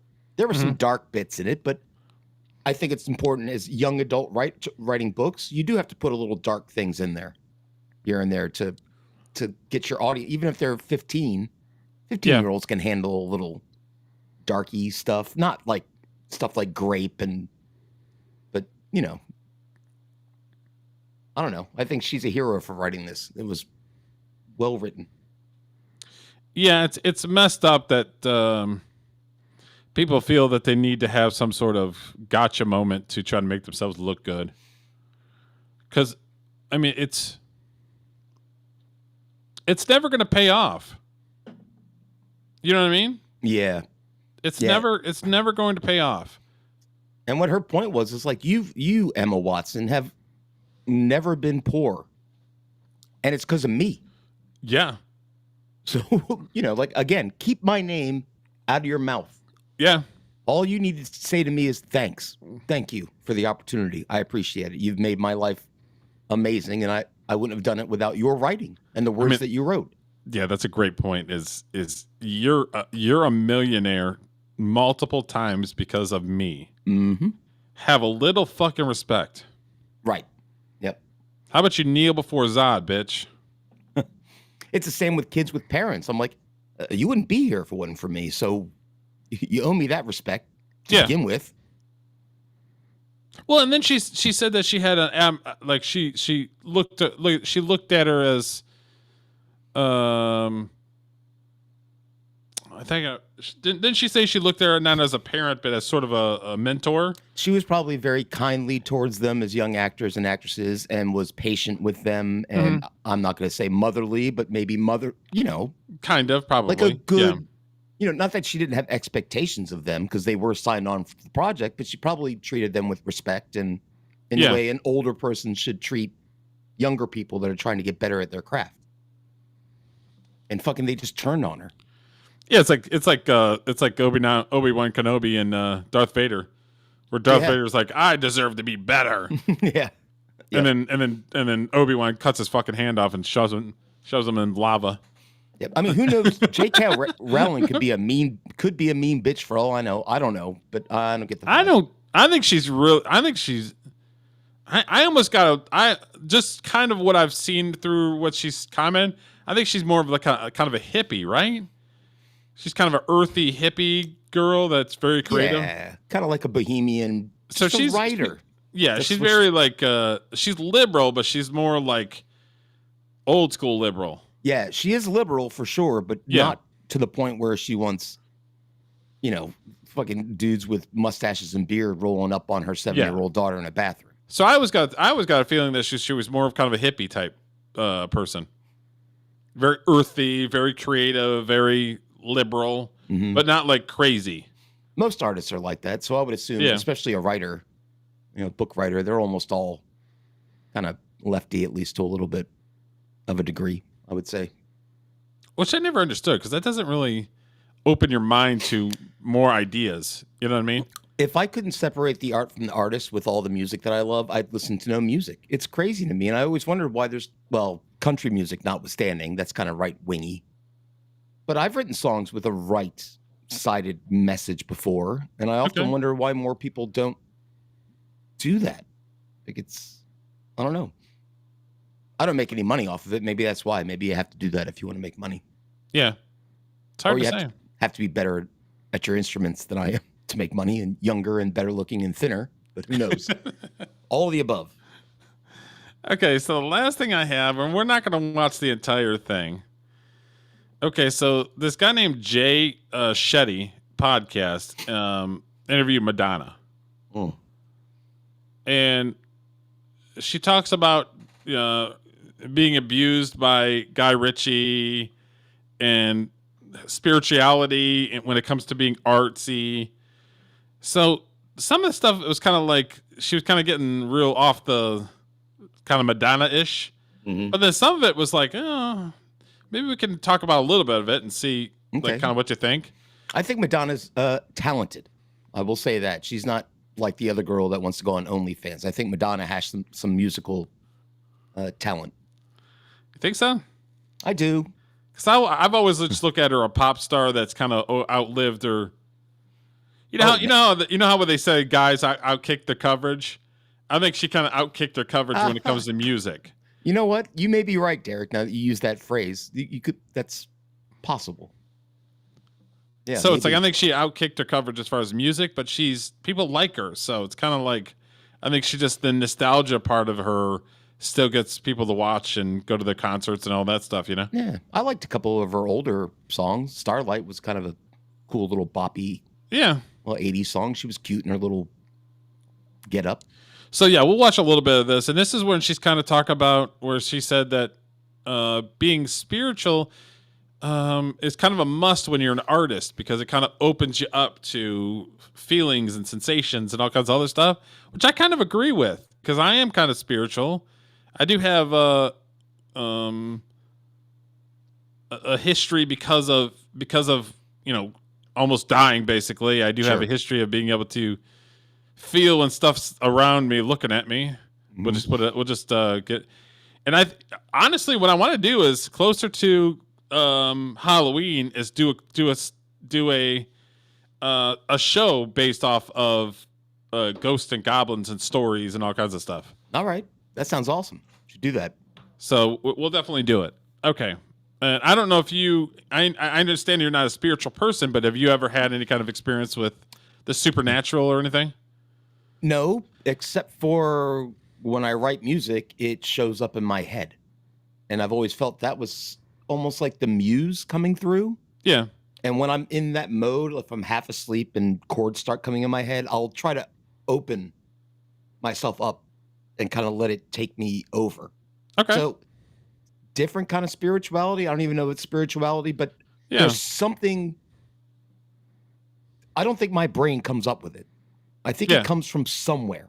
Something bigger than you? Maybe something bigger than me or past experiences that are coming back in my head. You know what I mean? But it's not like I'm not going, well, I'm going to lay down and write a song now. That's not how it works. They just, sometimes I have to sit down and write a song, but it just manifests itself. And I don't know where it manifests from, whether it's some part of my subconscious or something bigger than me, like you said, or I don't know, but I'm thankful for it, whatever it is. So we'll get into that conversation a little bit closer to Halloween. Okay. Wow, which is a month away, less than a month away. Crazy.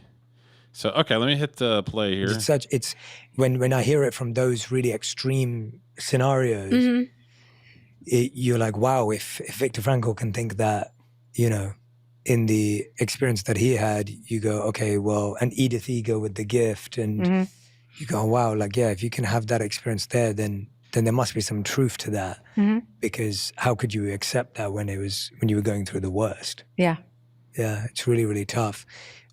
Going back to your experience of that, what would you say? Because you mentioned karma there, and this idea of choices we make and lessons we need to learn, and karma almost being this experience of learning the lessons. How do you see karma? How do you define karma from your learnings and studies? And let's stop there, and then I'll ask the second question after that. My personal understanding is that our souls choose the lives that we are born into, the circumstances we are born into. What? That our souls are perfect, but then we're born into a life which is one challenge after the next, and that our journey is to navigate and to see that each challenge that happens to us is our karmic destiny. It's energy. It's the law of, it's quantum physics. It's cause and effect. Whatever's happening to me that might be uncomfortable is obviously meant to happen to me to teach me a lesson. And if I don't learn that lesson at that point, it's gonna come up again and again and again until I learn it and accept that it's a lesson, not a punishment. So that's how you get out of victim mentality also. What was the lesson that kept repeating for you? So, do you believe that, not necessarily born, but do you think that you were chosen to make music, regardless if you're doing it for a living or just doing it as a hobby? Do you think that you were chosen to do that? That it's some sort of calling? It's a romantic thing to think, and it would make me feel good, but no. Everybody's born with talents, things that they're good at, whether it be genetic or God-given or however you want to view it. Some people are good at building houses. Some people are good at making movies. So I think it's genetics. All my family was either musicians or artists, and I think that's where I think it came from. So I don't think I was chosen. I feel I'm fortunate.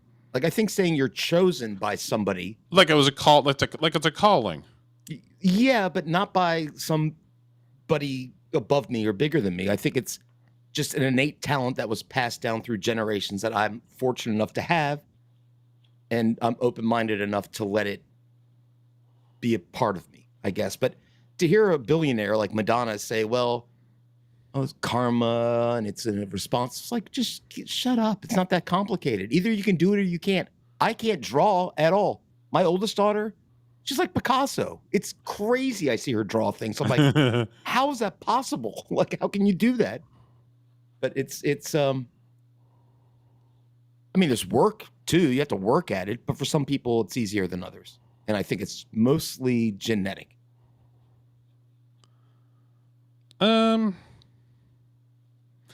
It's hard to say because my mom, or my dad is not artistic at all. Okay. I get all my stuff from my mom. Okay. Mm-hmm. And she would do arts and crafts. She wrote a manuscript. She did all kinds of stuff. Mm-hmm. And I got my artistic side from her. But she never took that leap because she was a mom first. Sure. So, like, I don't think that she ever thought that it was a calling. I don't think it was, she was drawn to it. I think it was just something she was good at. But then when you have somebody like me who is put in the situations like, you know, my situation is different than most people's situation. Mm-hmm. So my decision making is different than most people because most people don't, you know, they position themselves to have kids or they position themselves to do whatever. Like some of the stuff that was, some of the cards that I was handed, like I didn't ask to be handed those cards. So like I had the opportunity to put myself out there more than somebody. And I think there is some sort of a calling as far as like Derek, like even if you fall and you stumble and you skin your knees, do it.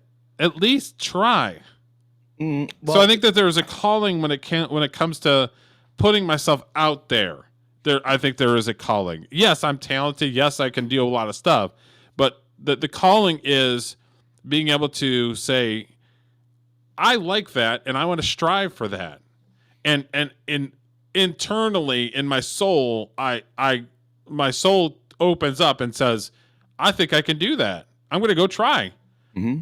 But to me, see, I don't know. I've only known you for a little bit, but I think the movie you made is partially because of who your mom was. Oh, like, yeah. She's in you. Yeah. And the talent you have for creating things, I think comes from her. Yeah. So even though unfortunately, passed away, she really hasn't in a way because she's with you. Yeah. And that's how I think about my mom was a great artist. All my kids are, well, 3 out of the 4 of them are musicians.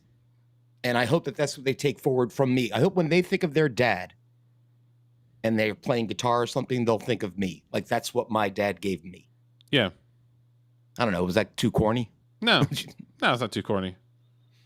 But what happens if one of them breaks out and all of a sudden makes a hit and it's just going? Do you think that they would think it would be kind of a calling that my dad gave me a gift and then I took that ball and I ran with it? That there was some sort of 100% chance that would happen. Yeah. Because my kids have told me they're thankful that I had them in my studio. We did me and my 4 kids, I mean, my littlest one was like 6 at the time, and we did a cover of Yellow Submarine together. And they all sang, and my oldest daughter played the guitar, and my, at the time, 9-year-old son played drums. Like they were raised with music because it's what I was passionate about. And it's a positive passion. And somehow it got passed on to them, which I'm happy about. That's a good gift to give your children, I think. Yeah. Very positive. Do they all play the guitar or they all take a piano or guitar? Or? The oldest one plays guitar and she mostly just plays guitar and can sing. My son can play drums and piano. My little one plays, bassoon, saxophone, bass, guitar, everything. Wow. And then my middle daughter isn't really into it. She's more like her mom. Her mom's like a different animal, and she kind of no, not a bad thing. Like listen, if my middle daughter came up to if there was a bomb to be defused in my house, and my middle daughter showed up at the door, sight unseen, I didn't know who she was, and said, "I'm here to defuse the bomb," I'd look at her and go, "Yeah, you could probably do that." She's just like a doer. Oh, like really? That kind of person. Oh, yeah, she's amazing. She's a go-getter, huh? If she wants, she has willpower that I don't. She got it from her mom, not me. If she wants something done, it'll get done. It's enough about me and my kids. People don't want to hear about that, but yeah. It's part of the conversation, so it's all good. Well, it is funny when you have children how they wind up. Like one of them's like this parent, the other one's like that parent, the other one you can see the mix between the two. But it's the question that she had, and the question I have: do you feel like it's a calling, or do you think it's just something that you do? So okay, well, listen, we'll watch a little bit more of this, and then Salty and Savage should be on in about 5 minutes, right? Oh, that's right, our boys. So yeah, we'll watch a little bit more of this and see what she has to say. And took you a bit longer than you would have liked to learn. What was the one that kept showing up? Betrayal or abandonment. Sometimes they go hand in hand. But it really kept me, like I saw a lot of people, or I felt and experienced that I was constantly being either abandoned or betrayed. So that kept me in a state sometimes, often, like feeling sorry for myself, stuck in a place of blaming others and not taking responsibilities for, well, how did I bring this upon myself? Or why, asking the question, well, why is this happening to me over and over again? Obviously, I need to learn something. I think everybody, if they think about it, like, what is the thing that always comes back to you? Or like, for everybody, it's something different, obviously. I think the abandonment thing was the greatest lesson that it could teach me, that I could stop being destroyed by it or paralyzed by it, was to think of all, like, how am I not showing up for other people? How am I abandoning other people? How am I abandoning myself? How long have I been not listening to myself, my inner truth, my inner voice? Yes, and we all say goodbye to our inner selves at some point or another until something wakes us up. Push has to come to shove for everybody. There's just no way to escape it. So that's something that, as a concept, that you have to get your head. Did she ever, I can look it up real quick, did she ever write any songs? I think so. I think she did write some, but if you look, I could be wrong. What bothers me about, well, I don't know what it's like to be Madonna. I've never had that much money. And this goes to what we often talk about Hollywood stars with a lot of money. I'm like, who are you to tell me how I'm supposed to live life? Like, you don't understand what real life is like. Yeah. Shut up and dance and sing. just do that. I don't care what you Shut think your about mouth. karma and spirit and soul and all that stuff. Who cares?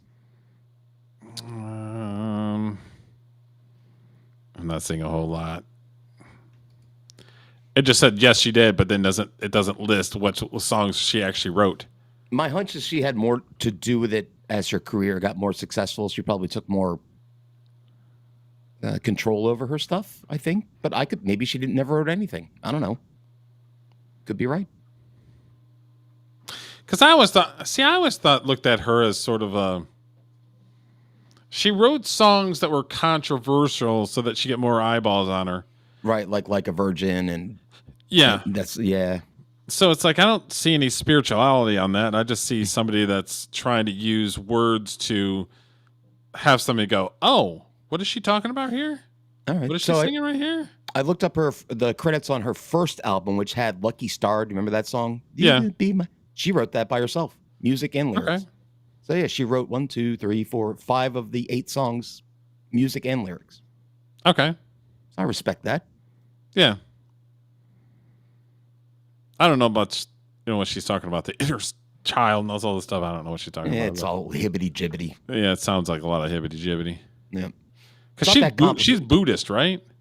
Who knows? Depends. I don't know. Whatever. I don't know that she knows. Life can be complicated, but if you it's not that complicated. Yeah, I think people make things a lot more complicated than they are. Yeah, life gets complicated when you make it complicated. Yeah. Is my thought. And she's got the money to make it incredibly complicated. I have to worry about paying rent. Yeah, exactly. There's no running away from being tested. There's no running away from experiencing pain. suffering, whether it's physical or emotional. I mean, and that obviously that takes life experience and living and, you know, going, okay, everything's going well for me. I'm so happy. Everything's great. Oh no, this is. Does she have a grill? I think so. Yeah. Yeah. She's different. It's yeah. I mean, right. I just thought it was interesting to listen to a little bit of what she's saying, just get a different perspective. You know what I mean? So I was like, I'm not going to watch 2 hours of this hibbity-dibbity. She has been through things that I would never experience. So maybe what she's saying for her experience makes sense for her. Yeah. And it's good to listen to people who have had more experience than you to see how they process things. I'm always open-minded like that. But yeah, when she starts talking about like the karma and the quantum physics of the soul, and I'm like, you're just a fucking idiot. Yeah. Quantum physics has nothing to do with your soul. It's science. It's all hibbity-jibbity. It's like, this is a failure. People are writing negative shit about me, like, you know, or this relationship ended, or this person cheated on me, or this, you know, like all these things that happen to you, rejection, like, and then you go, no, I'm not happy. If you're going to go through life, like being a slave to these like ups and downs, you're just going to be like, I don't know how you can last, obviously. Well, she's got a point there. I mean, it's obvious to me. I don't know if it's obvious to you or anybody who's watching this, but I don't know how we can maintain our sanity. And especially now, I mean, when people lived simpler lives and we didn't see what was going on in the world, and we weren't so connected like we are because of technology and the internet, whatever. It's hard not to get like anxious or start blaming or taking sides or feeling, you know what I'm saying? Mm-hmm, mm-hmm. Yeah, I loved what you said. I'm kind of liking her now. That was this a good one point line too. will stay with me for a long time. I really, really thought it was beautiful. Yeah, I do agree with her on that. Yeah. All right, never mind. I love Madonna now. Who knew? It only took 2 minutes to turn the tide. I've come around. I mean, I think the same thing as her, but she gets a platform to say it. So good for her that she's saying that the internet and social media. I've never heard her have any kind of platform like this of talking 2 hours on a podcast. I've never heard her really talk too much.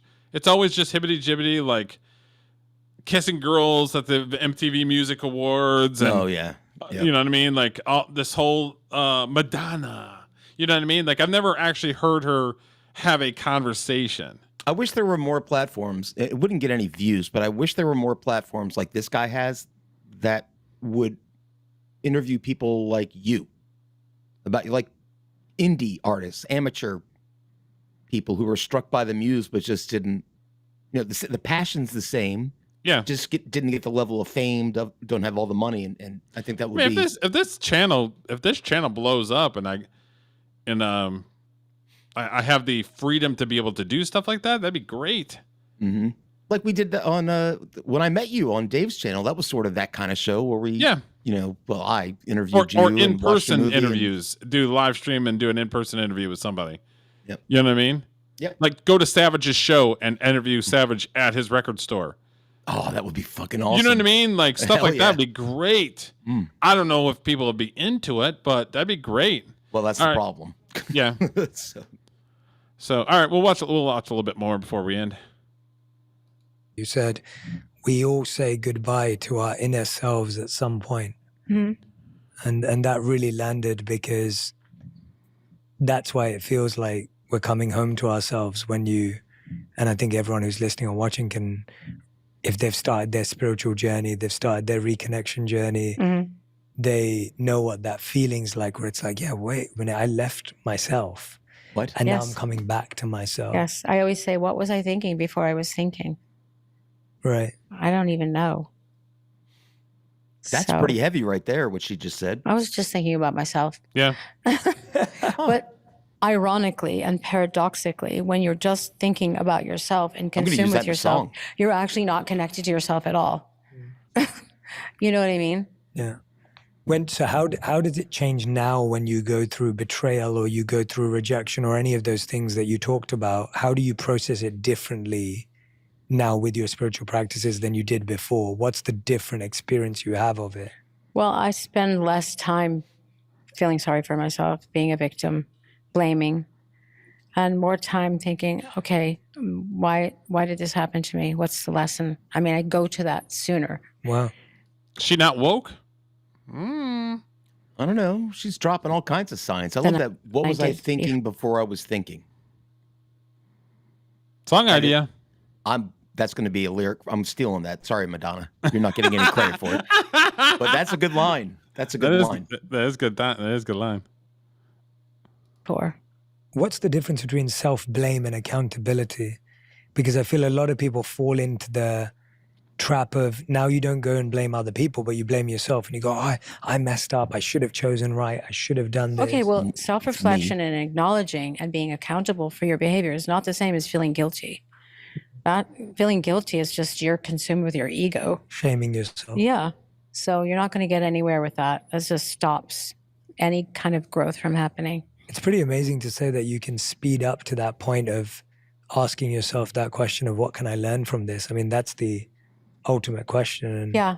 And believe me, it's not something that stays with me all the time. It's like sometimes I forget and I'm like, oh, I'm doing this again. I'm doing it again. I'm falling back into a familiar pattern. Yeah. But if you don't know, then it's important to know, again, not beat up on yourself. Well, okay, I made a mistake. What can I learn from it? Swallow your pride. Tell your ego to shut up, basically. It's amazing shit. Yes. Where did this come from? We have I thought the first part we watched was hibbity jibbity, but what happened in the second part? No, she's laying it down. Good for her. We have like broads of the week. We had J.K. Rowling and Madonna. Who knew? Who knew? Listen to more of her interviews. Yeah.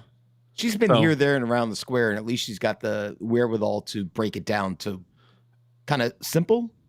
Yeah. You know, like I said, I've never seen her talk for 2 hours about just life and stuff like that. So it's different. That's why I was like, well, we'll play a little bit of it, you know? Yeah, I enjoyed that. I like, I especially like where she always ends her sentences with, you know what I'm saying? Which is very Italian, which is where she comes from. And so, yeah. Can never shake where you're from. Yeah, you know what I'm saying? Yeah. So, all right, I think we're done. We are done. Let's go hang out with Salty and Savage. Yeah. So everybody, I appreciate the 3 people that are watching, and this Jason Lane, I don't know. I didn't take that as a bad thing. He got the boot. I know that. Would you kick him? Yeah. Why? What did he say? Oh, I wasn't watching the whole thing. Yeah. Are you father and son? This is funny. You two look alike. What? And you kicked him for that? This is the worst thing. Who's the father and who's the son? Wait a minute. I don't know. How about just come in there and say hello? Hey, how's it going? You know what I mean? Like, not just coming in with like rifle and fucking. You look like dumbasses. You know. I don't know. I'm a kill him with kindness kind of guy. I'm like, hey, I don't like. Thanks for come viewing. on, man. Have a little bit of comment. Have a little. Be a little couth. Be a little. Come in there saying, hey, how's it going? It's the internet. Yeah, how it works. So, but all right, thank you everybody for watching. We appreciate you all, and we're gonna be here Sunday fun day, 7:00, right? 7:00. Sweet. Write it down, notate it, and we're gonna talk about news and stuff, and then we're gonna talk about video stores. And I've got a handful of videos that we're gonna watch. We're gonna talk about, I worked at a video store when I was like 19. And just, growing up with video stores and being able to go and it was an experience going to the video store and checking out a bunch of movies. It was like, what's this? What is this? You know what I mean? And then being a little kid and being like, what's that area over there? That's where the beauty stuff is. So it's like, we're going to talk about video. We're going to talk about video stores on Sunday. So it's not, so the deep dive is probably not going to be like long because we're talking about video stores. So yeah, true. So I don't know how long we'll talk for a couple hours because that's what we do. Yep. We're chatty Cathy's over here. That is true. So, all right. Thank you, everybody, for watching. And we'll talk to you guys Sunday. Bye. See ya. Always do it on my own, so I gotta get through it. And the only thing I know is to love what I'm doing. Never give up, never slow, till I finally prove it. Never listen to the no's, I just wanna keep moving. Keep my head up when I act, head up, that's a fact. Never looking back, I'ma keep myself on track. Keep my head up, staying strong, always moving on. Feel I don't belong, tell my thoughts to move along. Push myself to be the best, die with no regrets. Live with every breath, see my message start to spread. And I had so many dreams, then you hit your teens. Life ain't really what it seems, try to find out what it means. Always do it on my own, so I gotta get through it. And the only thing I know is to love what I'm doing. Never give up, never slow, till I finally prove it. Never listen to the no's, I just wanna keep moving. Yeah, I put out all this art, it's my only medicine. Yeah, everything I do, I'm just being genuine. Yeah, I'm sick of being screwed, feel my own adrenaline. Yeah, I do just what I do, and I